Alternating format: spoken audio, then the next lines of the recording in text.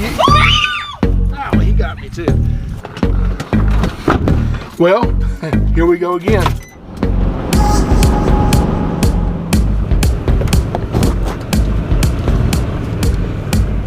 All right, we just got a call. There's a snake here caught in some netting. They use netting over the garden to keep out pests. And so we're gonna get here and see if we can remove the snake from the netting. Can't wait to see what it is.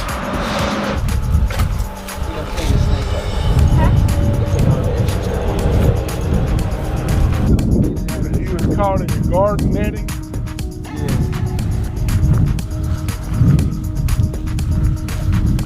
If it wasn't for you, I would be more terrified, but you have taught us a lot over the years about snakes, that they're not out to get us. That's right. They're trying to get away from us. That's exactly right. Well, I thank God for you teaching us some things. Me especially. Oh, he is a big boy. That's a big old snake. Ooh, and these guys are fast too. Yeah, he is a fast snake. We put up the video, we thought it was gone. Yeah, he's a pretty one.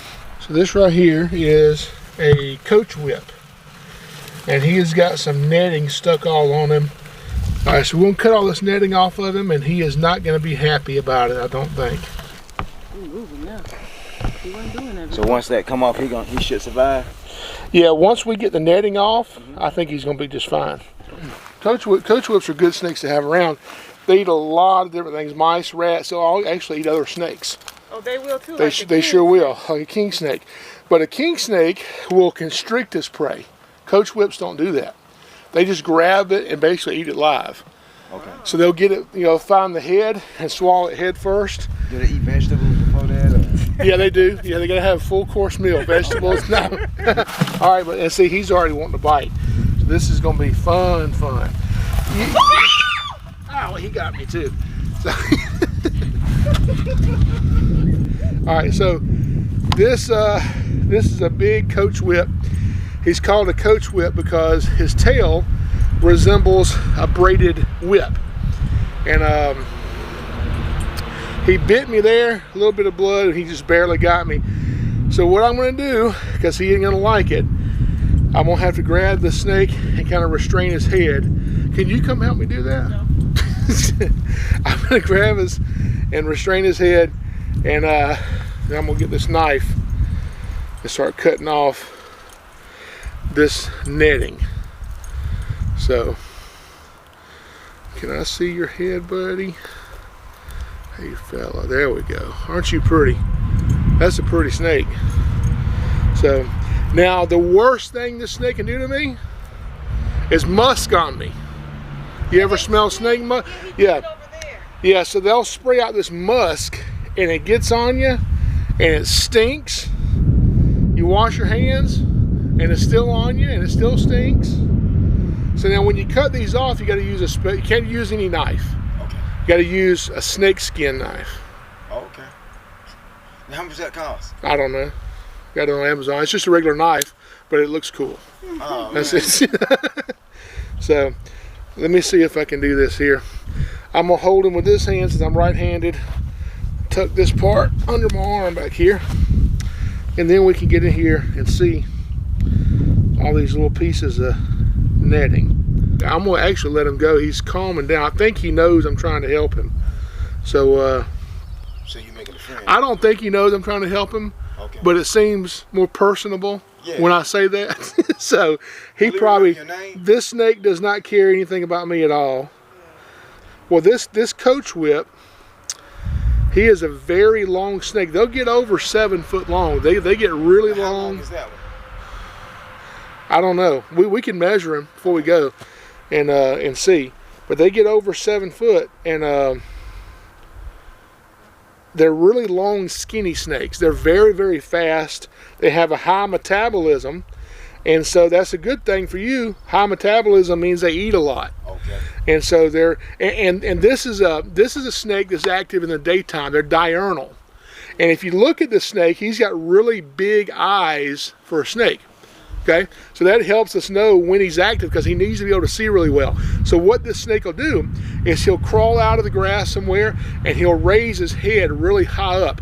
A snake this big, he can get his head probably a couple feet up off the ground, and like a periscope, he'll visually search for his food. When he finds it, he's so quick, he'll chase it down and grab it. So he's like a deer stand. Yeah, he's like hunting from a deer stand. That's exactly right. A little bigger, he could probably take down a deer. Okay. This is coming off pretty good, so I think we're gonna have it. I think I got all the pieces, so we're gonna slide this off. He's calmed down here a little bit for us.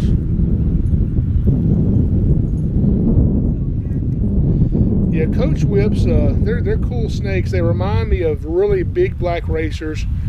They don't like being handled. I don't really keep Coach Whips for our educational programs because Get away from him. no, they just don't do really well in captivity. They're very high-strung snakes.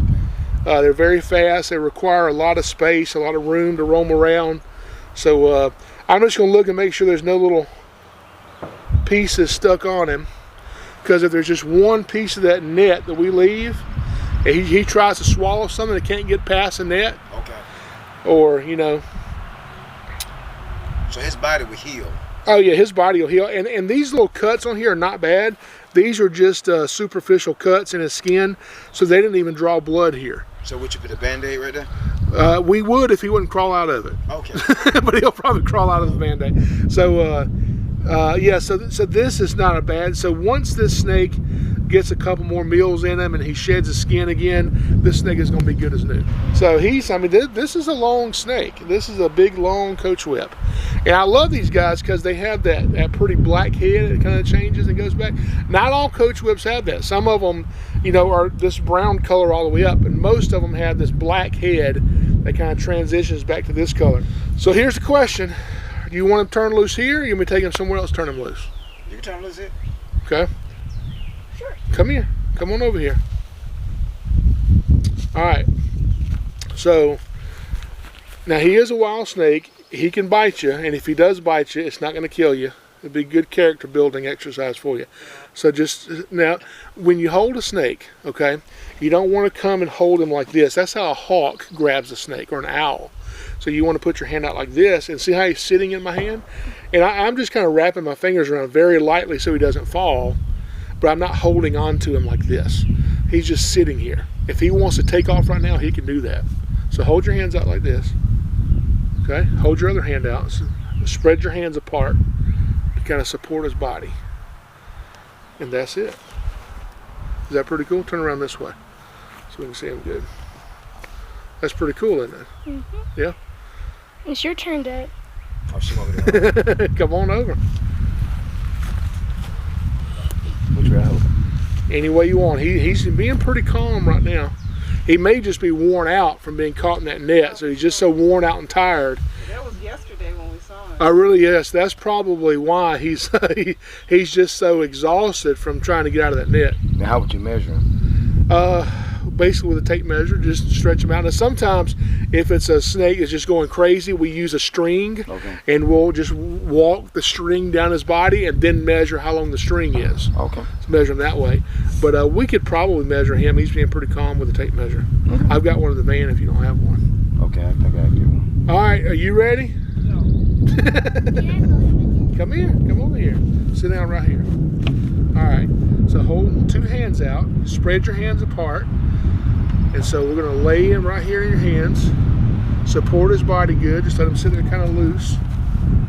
That's not so bad, is it? Oh boy, are you going to be the talk of Yeah. the class? And that is a long snake. So so we're gonna measure him because I'm just curious as to how long he is. And see that tail on there, how it kind of looks like it's braided, you know? Jason, should we tell the snake smile or just leave it alone? I did tell him that, and he's still in a bad mood, so I don't think we're gonna get a smile out of him. Oh, okay. All right, so hey, you come back over here and you help me. We're gonna measure this thing. You come on this side of me, and here, you kind of get his tail, and you stretch his tail out down there. And I'm gonna get his head. I'm gonna put this tape measure under him. And Snake, you're not gonna like this, but I did help you, and you did bite me, so you can at least let me measure you. Okay? Usually, measuring a snake does not go this smoothly, but this snake is exhausted. So what do we got down there? 6 feet. 6 feet exactly. Yeah, Okay. 7 inches. So he is exactly a 6 foot long snake. Tape measure does not lie. Now, your garden netting, we turn him loose here, he's probably gonna get caught in the netting again. Yeah, but we don't have the net right there. Oh, you don't? Okay, okay. So the net's gone. At least the next time we can take it completely loose. Yeah, exactly. Yeah, so we got rid of the netting, so now we can turn this snake loose here. And they have a garden here, so this guy's gonna be a very welcome addition to this place. Is there a hose nearby? Right here. Turn it on for a second. How can you tell if a snake is a girl or a boy? The girls have longer eyelashes than the boys do. Do they have fingernails too, right? Actually, the male's tails are longer than girls' tails. All right, so right now, this snake has been caught in that garden netting for a couple of days. And it's been hot out there. So we're gonna give him a drink before we turn him loose. We'll clean that up. Yeah, that's good. That's fine. All right, so we're gonna just dunk him in here and let's see if he drinks. Let me show you the water, buddy. Get down in there. All right, now watch his head. And you should see the muscles in his head begin to move.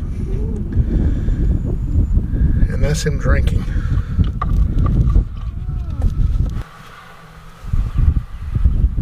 All right, so we let him get a drink. We're gonna take him and turn him loose. And so we wanna put him somewhere where he'll be nice and hidden in the shade. That way he can rest and recuperate, and then when he decides to leave, he can crawl out on his own and go wherever he wants to go. So I think a good spot is right there by your house under those pallets. Is that okay with y'all? Yeah, that's good. So we're gonna put him right here. This is a good little spot. He can get under here and get in the shade and hide. And because he is a worn out snake. He really is. There he goes. He felt freedom, so he took off quick. And he is gone. So he'll go underneath there and he'll hide. And once he recuperates and he'll feel like it, he'll leave that area and he'll come right out here. And he'll have a feast on all kind of critters. Really, really good snake to have on your property.